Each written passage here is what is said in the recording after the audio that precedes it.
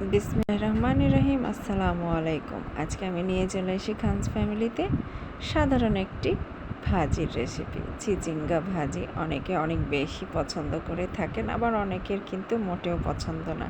তবে যারা যারা পছন্দ করেন তারা তো খাবেনই, আর যারা একদমই পছন্দ করেন না তারা অবশ্যই একবার ট্রাই করবেন।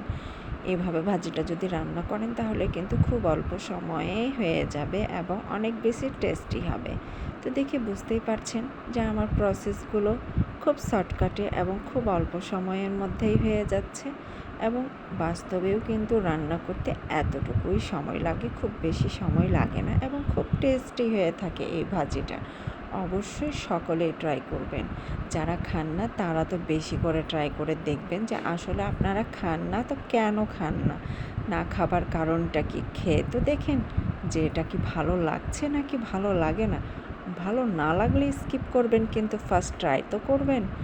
দেখে নিন, ভাজিগুলো কিন্তু খুব সুন্দরভাবেই আমি মেখে নিলাম।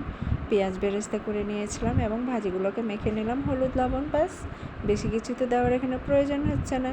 তাহলে অপছন্দের কারণ কি? ব্যাস, জলদি তৈরি হয়ে গেল আমাদের চিচিঙ্গা ভাজি, এবং খুব সুন্দর হয়েছে। দেখতেই পাচ্ছেন কালারটা অনেক বেশি চেঞ্জ হয়ে এসছে, এবং এটা আরও একটু হবে। যারা একটু বেশি লাল করে ভাজি করে খেতে পছন্দ করেন তারা এভাবে করে করে নিতে পারেন, এতে করে কিন্তু টেস্ট বেশি আসে এবং খেতেও অনেক বেশি ভালো লাগে। রুটির সাথে, গরম গরম ভাতের সাথে তো একেবারে জমে যায়। যারা খান না তারা অবশ্যই কিন্তু একবার ট্রাই করে দেখবেন। আল্লাহ হাফেজ।